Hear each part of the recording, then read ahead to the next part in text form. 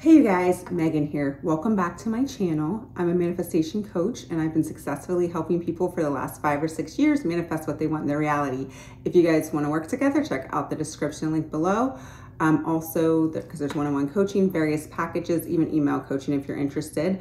As well as please like, subscribe, and comment below. Okay, let's comment and share and build a community of what we're manifesting, okay? And give each other some hope and feedback with this entire thing, because you're always manifesting, as we know, but we can now just consciously create our reality. So what can we do to consciously create that? So what are some other tips that we can do to do this? There's several things, okay? First of all, we want to be clear. You want to be clear and intentional on what you want to create. Okay, so if you see something in your reality, let's say you don't like where your relationship with your specific person, you don't feel like you're getting the love that you want, or you feel like things aren't going the direction you want for that. Let's just use that with money or love relationship. You can change that, okay? And what you need to do is see what's showing up in your reality that you don't like.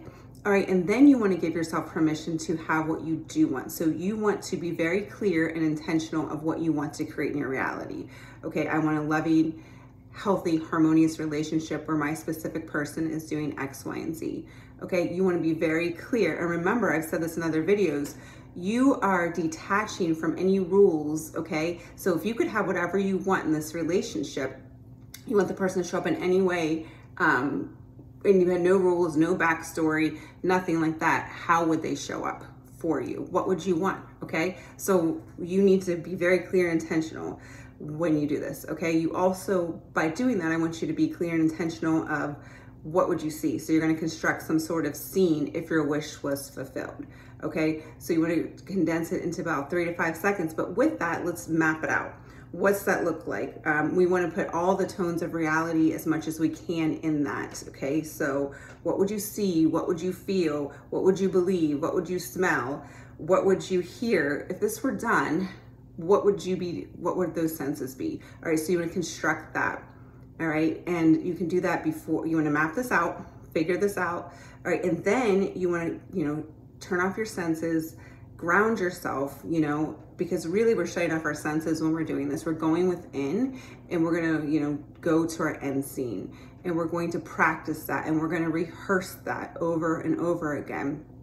Because, again, reality, our subconscious mind cannot tell the difference between what's real and not real.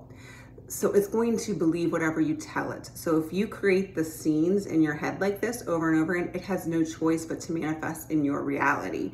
It's just like when you go back to a memory and you are manifesting that again, all right? Because you're going back and you're looking at that, you're actually bringing all the tones of reality to that. So when you're constructing your new scene, you want to do that, okay? You want to rehearse your new scene, because most of us, what's happening is we're actually rehearsing the old scene. When we're going back to memory, remembering things that we didn't like in our reality, remembering things that were said, remembering those emotions, it evokes all these emotions, okay? And then we're kind of stuck in that sort of feeling that that's ourself and we can't change it. But you can, by these things, like I said, being intentional of what you want to create, creating the scene and rehearsing it, okay? Rehearsing it over and over again. And whether that be a form of an inner conversation, whether that be all the visualization, whether that be an affirmation that's going to embody that wish fulfilled, that's going to imply that wish fulfilled. And then you're going to intentionally practice that more and more, because we are rewiring our brain, okay?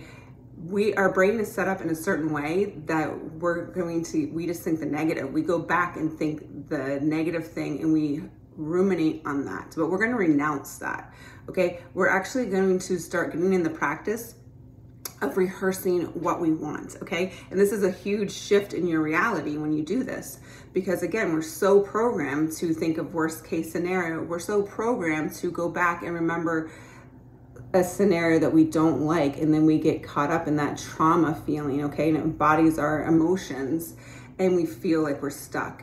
and we feel like we continuously be stuck, but manifesting takes us out of that because it is the solution to our problem.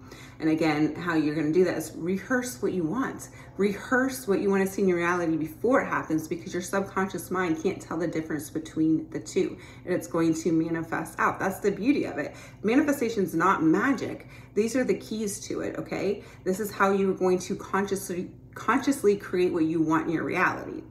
Also, we're going to practice this, but also you want to be on sort of a mental diet. So what does that mean? That means our brain is going to want to think the opposite. It's going to want to think contrary thoughts. It's going to tell us no. It's going to give us limitations. It's going to create fear-based thoughts. That's perfectly normal.